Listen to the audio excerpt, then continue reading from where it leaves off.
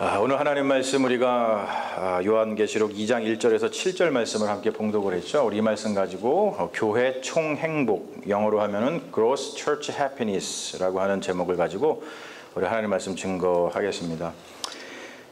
어느 신문 기사 보도에 따르면은 세계 500대 기업의 평균 수명이 40에서 50세 정도라고 그러죠. 그리고 미국의 경우에 있어갖고 50만 개의 기업이 탄생하지만 10년 후에는 그 중에 한 4%만 살아남는다고 합니다. 그리고 또 경제 대국 중에 하나인 일본의 경우를 보면은 10년 후 기업 생존율이 한 18.3% 정도라고 해요. 그리고 한국의 대한상공회의소가 있죠. 그 보고서에 따르면 한국의 코스피 상장 기업 686개의 평균 수명이 약 32.9세, 그러니까 하나의 기업이 탄생해서 생존하는 그 기간이 약 한 33년 정도라고 이야기를 합니다. 기업 생존율이 그 상황이 점점 이게 나빠지고 있다 그래요. 그래서 언제 신문을 보니까 SK의 최태원 회장이 말한 것에 따르면은 변화하지 않은 기업은 sudden death, 돌연사라고 그러죠. 그것을 할 수가 있다고 하면서 기업의 수명이 점점 줄어들어서 요즘에는 한 15년 정도다, 그런 얘기를 한 적이 있습니다. 사실 이러한 상황은 일반 기업에서만 벌어지는 일이 아니고 한 목회 연구소의 조사에 따르면 개척된 교회가 생존할 확률은 한 10% 미만이고, 그리고 아무런 지원이 없이 개척된 교회의 생존율은 0.4% 정도밖에 안 된다고 그래요. 그리고 교회도 기업과 마찬가지로 평균 수명이 점점 짧아지고 있고, 그리고 갑자기 사라지는 교회, sudden death라고 그랬죠. 이 교회가 늘어나고 있다라고 얘기를 합니다. 어떻습니까, 여러분? 이런 와중에 창립 20주년 감사 예배를 드리는 우리, 감사하지 않을 수 없죠, 여러분. 얼마나 감사합니까? 우리 하나님께 한번 영광의 박수 올려드릴까요? 너무나 감사하잖아요. 20년 동안 지켜주셨고, 또 이 얘기를 들으니까 우리가 긴장을 늦출 수가 없는 것을 볼 수가 있어요.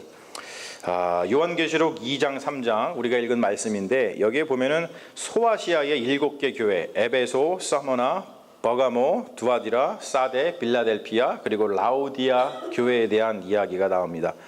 그 중에서 우리는 오늘 첫 번째 교회인 그 에베소 교회에 대한 말씀을 읽었죠. 이들 교회는, 7개 교회는 분명히 존재했었어요. 하지만 지금 현실 세계에서 찾아볼 수 없고 오직 성경을 통해서만 그 실체를 확인할 수가 있습니다.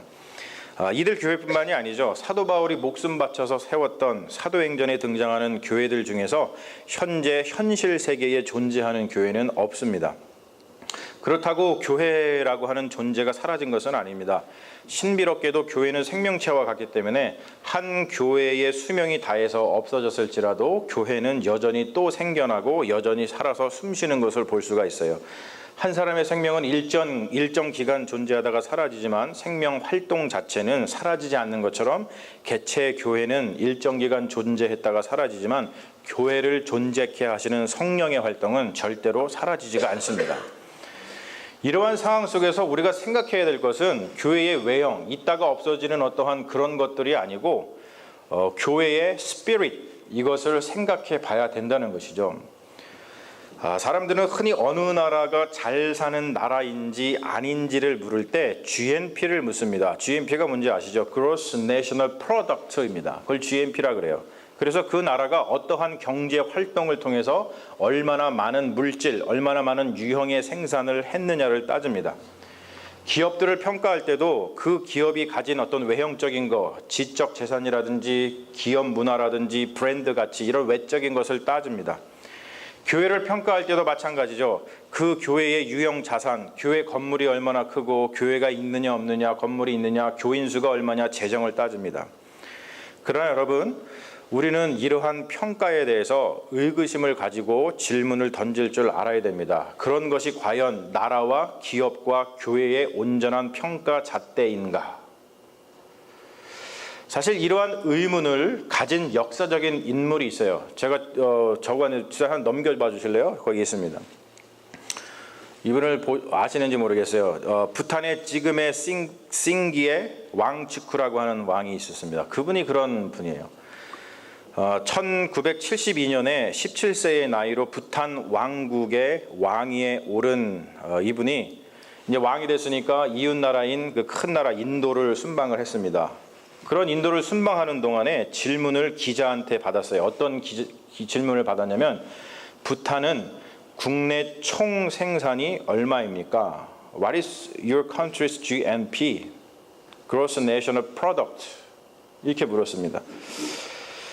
사실 이런 질문을 받은 부탄의 왕은 사람들이 왜 국가의 총 생산에만 관심을 가지고 있고 국가의 총체적인 행복에는 관심을 갖지 않는 것에 대해서 의문을 품었습니다. 그래서 그는 GNP가 아니라 저기가 써놨죠.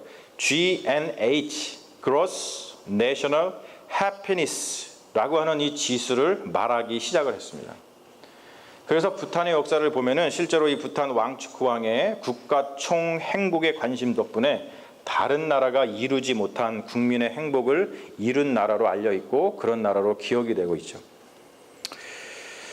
우리도 교회란 무엇인가에 대한 진지한 질문을 던질 필요가 있어요.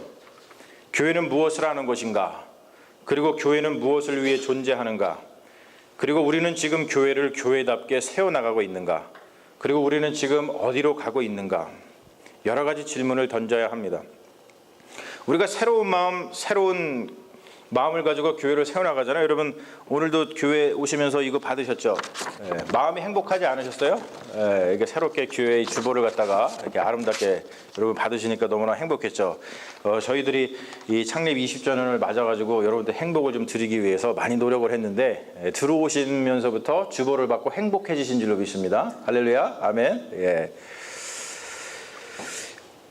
우리가 지금 새로운 마음으로 새롭게 교회를 세워나가고 있는 이 시점에서 우리는 우리 교회의 목표를 잘 설정하는 게 중요합니다.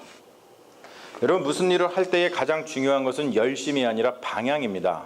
아무리 열심이 많아도 방향이 잘못됐으면 정말로 잘 되지가 않아요. 산업혁명 이후에 국가에서 GNP의 성장을 목표로 해서 국가를 경영했을 때에 생긴 부작용이 너무나도 현저하게 드러나고 있죠. 여러분 GNP가 성장해가지고 국민들이 물질적인 풍요를 누리면서 살았어요. Gross National Product니까 한 나라에서 얼마나 많은 물건을 생산해내느냐. 너네 집에 TV 있니? 너네 집에 뭐 자동차 있니? 집 있니? 이런 것들을 통해 가지고 행복을 측정을 했다는 거예요. 그래서 물질적인 풍요를 우리가 많이 누리게 되었으나 정말로 이상하게도 사람들의 행복 지수, 행복도는 여러분들도 아시다시피 현저하게 하락했다는 겁니다. 교회도 마찬가지죠. 국가의 GNP 성장과 맞물려서 여러 가지 물질적인 혜택 속에서 교회의 외형적인 성장은 있었지만 요즘엔 교회가 사회의 골칫거리로 전락한 듯해요. 그래서 요즘에는 이런 말이 돌아다닙니다. 카톨릭 교회는 성 때문에 망하고 개신교회는 돈 때문에 망한다. 여러분 이런 상황 속에서 우리는 어떻게 교회의 정체성을 지켜나갈 것인가? 우리의 목표는 무엇인가? 여러분 저는 우리 교회가 GNP 이것이 목표가 아니라 GCH Church Gross Happiness에 초점을 두어야 한다고 생각을 합니다. 하나 넘겨봐 주세요. 이게 뭐냐면은 바로 GCH Gross Church Happiness라고 하는 말이에요. 교회 총행복. 이거는 제가 발명한 용어입니다. 제가 발명한 거예요. 여러분 물론 자본주의 사회 속에서 존재하는 교회가 어느 정도 경제적인 부흥을 생각하지 않을 수는 없어요. 자본주의 사회에서 poverty, 가난이라고 하는 것은 일종의 병 같기 때문에 존재를 죽게 만드는 그런 경향이 있습니다. 그렇기 때문에 교회가 너무나 가난하면 생존하느라 아무것도 못하는 불상사가 벌어집니다. 그렇기 때문에 우리가 더 열심히 전도하고 그래야 되겠죠. 하지만 여러분 분명한 것은 뭐냐면 Gross Church Product, 교회 총생산에 방점을 두면 안 된다는 거예요. 우리는 그것이 아니라 우리 교회는 GCH, Gross Church Happiness, 교회 총행복에 방점을 두는 교회가 되어야 될 줄로 믿습니다. 과학기술은 많은 것을 변화시키고 있죠. 제가 어느 책에서 과학기술의 발전으로 인해서 교사의 역할에 대한 패러다임이 변하고 있다고 하는 글을 읽은 적이 있습니다.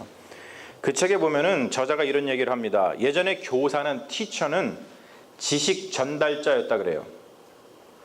그런데 요즘에는 교사가 지식 전달자에 머물지 않고 이제는 멘토라든지 코칭의 역할이 중요한 시대가 되었다고 얘기를 합니다. 왜냐하면은 이제 지금 시대는 선생님을 통하지 않고도 배울 수 있는 길이 넓어졌기 때문에 그렇습니다.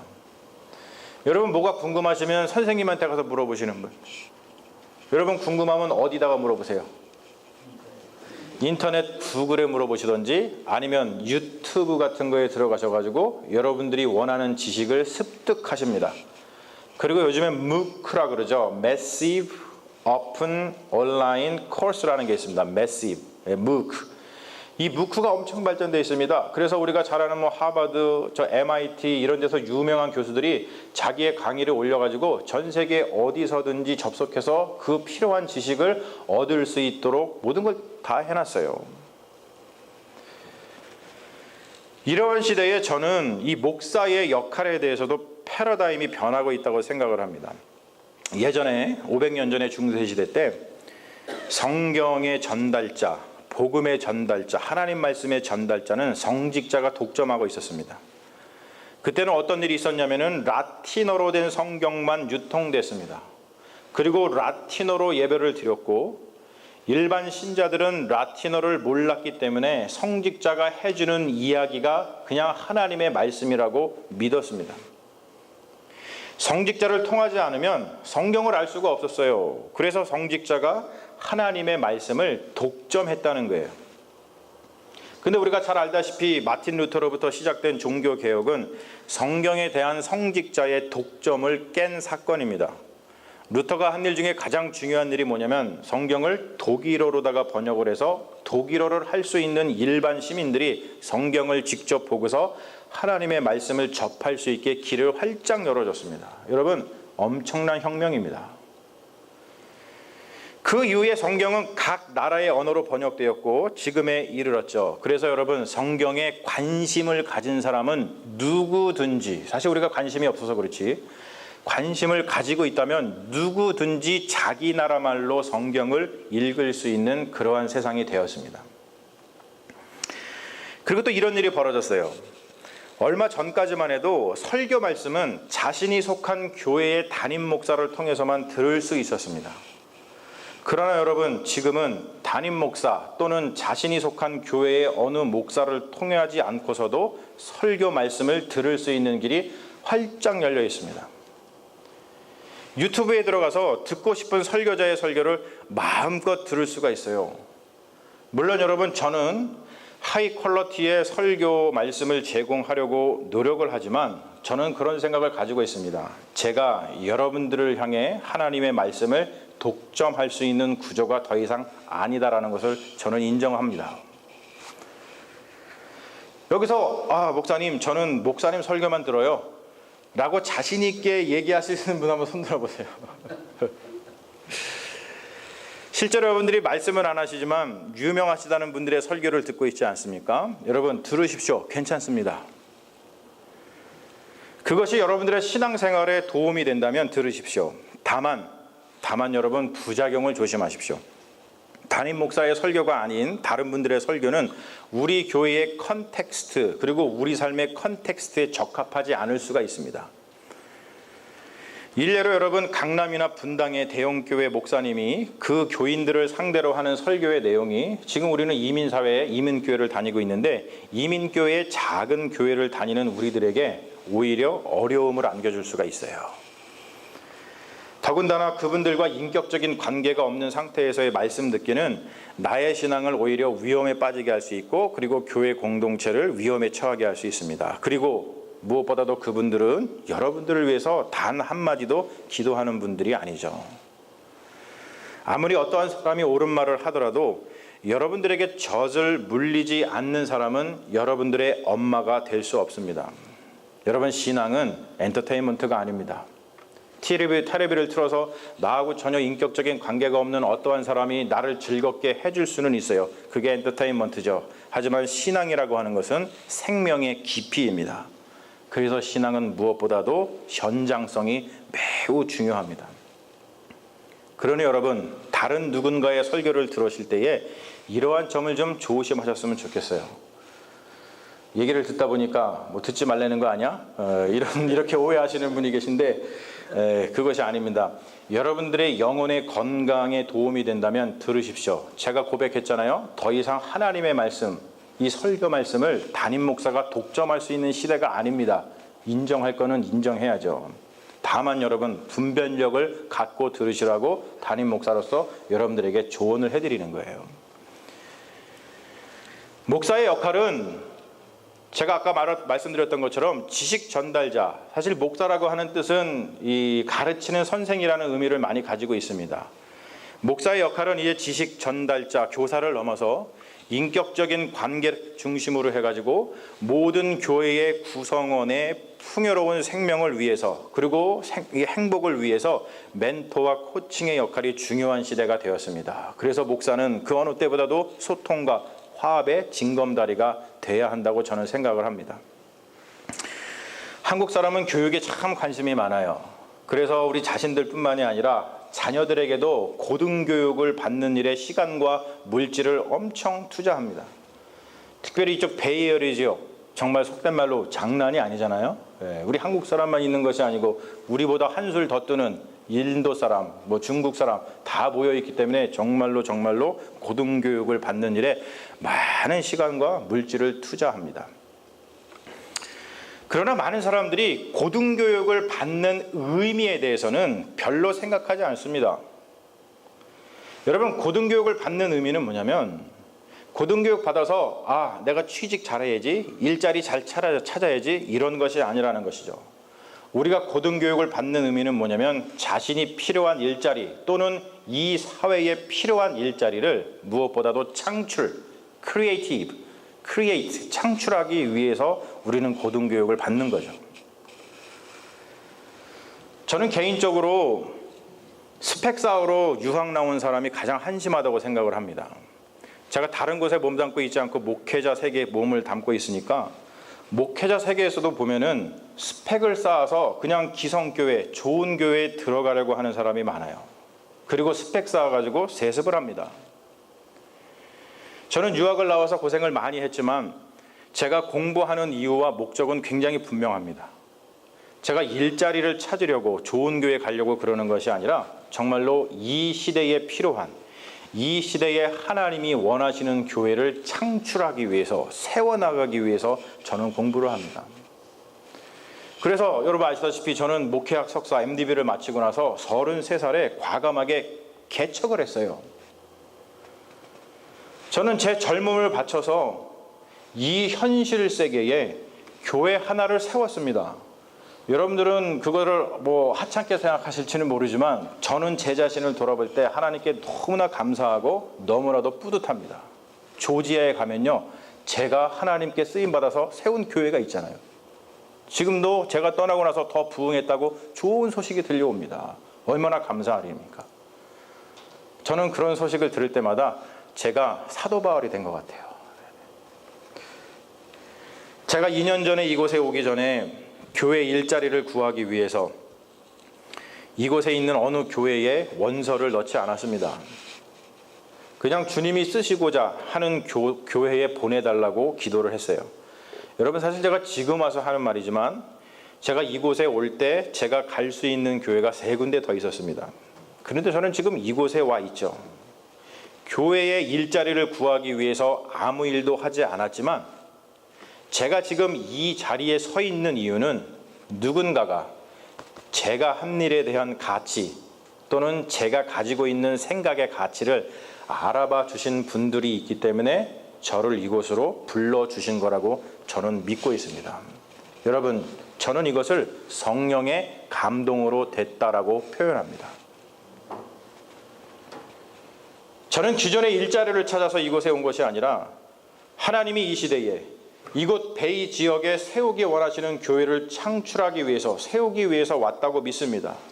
하지만 여러분, 저는 이것이 저만의 과제가 아니라 우리 교회로, 우리 세화 교회로 부르심을 받은 우리 모두의 과제라고 저는 믿습니다. 이 시점에서 중요한 것은 무엇을 얼마나 많이 아느냐보다도 아는 것을 얼마나 실행할 수 있는 실행력이 있느냐가 중요하다고 생각을 합니다. 우리는 세상적으로도 고등교육을 받았고, 그리고 우리는 신앙적으로도 고등교육을 받은 사람들이라고 믿습니다. 여러분, 우리가 성경 공부를 열심히 하는 이유는 아는 것을 늘려가기 위함이 아닙니다. 성경 공부를 한 사람과 안 한 사람을 차별하기 위함도 아닙니다. 성경 공부에 참여하지 못하는 사람들에게 죄책감을 심어주기 위함도 아닙니다. 여러분, 성경 공부를 더 하나, 성경 공부를 덜 하나, 우리는 이미 많은 것을 알고 있고, 우리는 이미 주님의 자녀이고, 우리는 이미 세화인입니다. 우리가 함께 성경 공부를 열심히 하는 이유는 아는 것을 더 확실하게 알아서 실행하기 위함이라는 거예요. 실행하기 위함이라는 거예요. 할렐루야. 오늘 말씀을 보면은 에베소 교회는 많은 칭찬을 받습니다. 제가 정리해 왔어요. 얼마나 많은 칭찬을 받는지 몰라요. 넘겨봐 주세요. 에베소 교회가 이런 칭찬을 받았어요. 실천과 수고와 인내가 다른 지역의 교회와는 구별된 헌신적인 교회였습니다. 악한 자들을 용납하지 않는 도덕적인 기준이 높았던 교회였어요. 자칭 사도라고 주장하는 거짓 사도들을 검증하고 검증되지 않은 자들을 퇴출했던 신학적인 교회였습니다. 주님의 이름을 위하여서 오래 견디고 게으르지 않는 진실하고 성실한 교회였어요. 육체의 악행을 조장한 니골라당 그 분파에 동화되지 않는 경건한 교회였습니다. 다시 정리하자면은, 하나 넘겨봐 주세요. 다시 정리하자면은 에베소 교회는 헌신적인 교회였고, 도덕적 기준이 높았던 교회였고, 신학적인 교회였고, 성실한 교회였고, 경건한 교회였습니다. 여러분, 정말 멋지지 않습니까? 에베소 교회는 정말 멋진 교회였습니다. 이런 교회를 지금 찾아보기 너무나 힘듭니다. 그런데 여러분, 우리가 오늘 하나님 말씀을 읽었는데 에베소 교회는 주님께 이러한 책망을 받는다는 거예요. 어떤 책망인지 우리 다시 한번 읽어볼게요. 같이 한번 읽어봅니다. 시작. 너를 책망할 것이 있나니 너의 처음 사랑을 버렸느니라. 저는 이러한 에베소 교회를 보면서 많은 생각을 합니다. 헌신적인 교회, 도덕적인 기준이 높았던 교회, 신학적인 교회, 성실한 교회, 경건한 교회인데 막상 이렇게 좋은 교회를 세워나가면서 이 에베소 교회 교인들에게는 행복이 없었던 것이 아닌가. 왜냐하면 신앙생활에 있어서 가장 중요한, 가장 핵심적인 신앙생활의 목표 그 자체인 사랑이 이 교회에 없었기 때문에 그래요. 저는 성경을 보면서 성경은 우리에게 이런 말씀을 하시는 것 같아요. 성경의 핵심 메시지가 이런 거라고 생각을 합니다. 넘겨봐 주십시오. 사랑하면 성장하고 사랑하지 않으면 퇴보한다. 세상의 지식이 우리를 성장시키는 것이 아니라 사랑이 성장시킨다. 그러므로 사랑하라, 사랑하라, 사랑하라. 사랑하는 여러분, 우리도 에베소 교회처럼 헌신적인 교회, 도덕적인 기준이 높은 교회, 신학적인 교회, 성실한 교회, 경건한 교회를 세워나갔으면 좋겠습니다. 그러나 여러분, 제가 여러분들한테 정말로 말씀드리고 싶은 것은 우리가 아무리 헌신과 도덕과 신학과 성실과 경건이 있어도 바로 이것, 사랑이 없으면 아무것도 아닌 교회가 된다는 거예요. 교회 총행복, Gross Church Happiness, 교회 총행복의 알파와 오메가, 처음과 시작과 끝은 사랑 이외에는 어떤 것도 될 수 없다고 저는 믿습니다. 그래서 여러분, 우리는 하나님의 뜻에 따라서 교회를 세워나감에 있어서 우리는 어느 순간에 있더라도 우리는 다른 무엇이 아니라 사랑을 선택해야 될 줄로 믿습니다. 창립 20주년 감사 예배를 드리면서 저는 하나님 앞과 여러분 앞에서 이렇게 고백을 하고 싶습니다. 영어로다가 써왔는데 한번 보시죠. 제 고백입니다. 여러분 영어 잘하시니까 잘 아실 거예요. I'm not here to preach you. I'm not here to teach you. I'm not here to heal you. But I'm here to love you.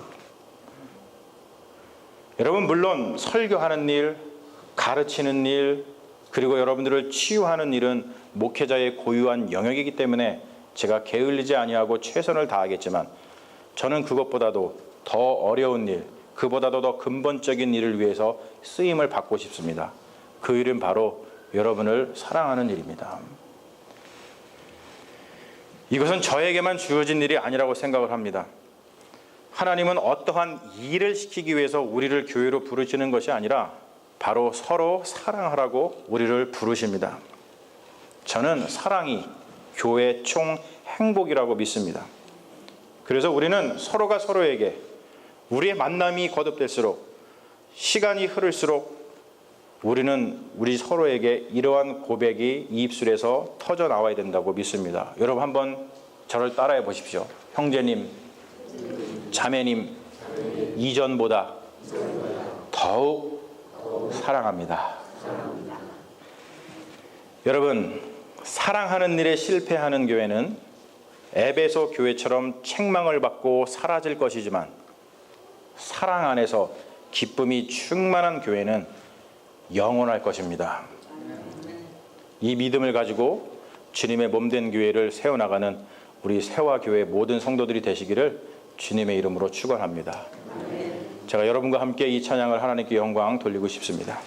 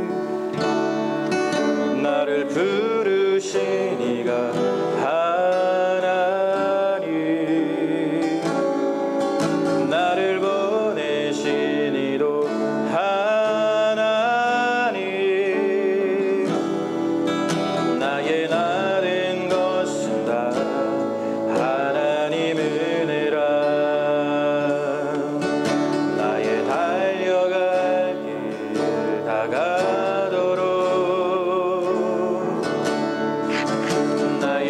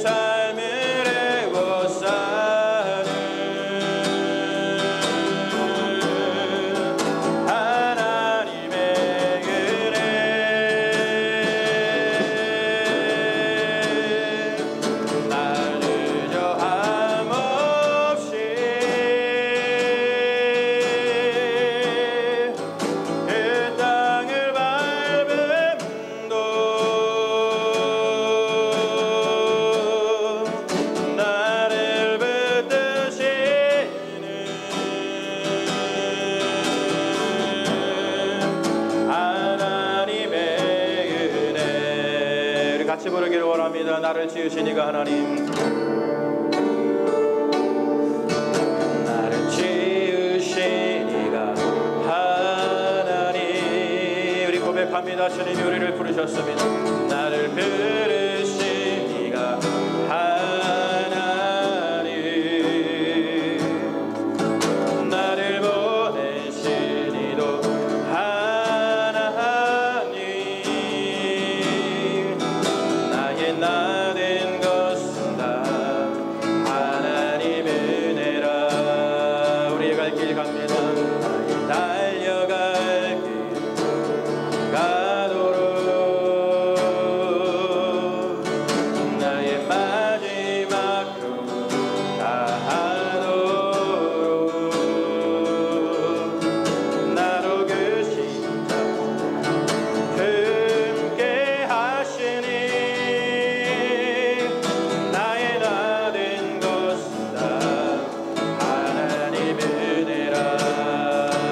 우리 고백합니다. 한량없는 은혜, 한량없는 은혜, 갚을 길 없는 은혜, 내 삶을 애워싸는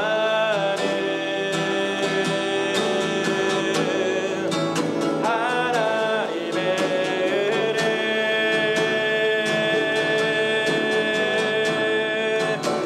나 주저함 없이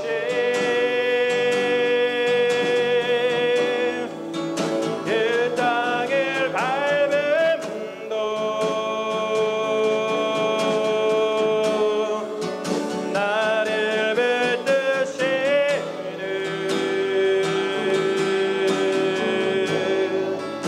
하나님의 은혜,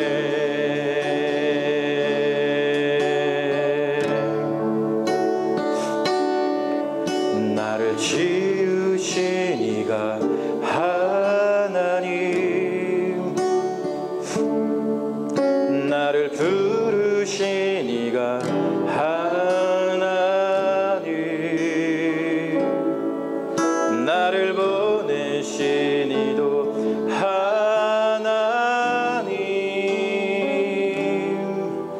나의 나 된 것은 다 하나님 은혜라. 우리 기도합니다. 하나님, 다시 한번 고백합니다.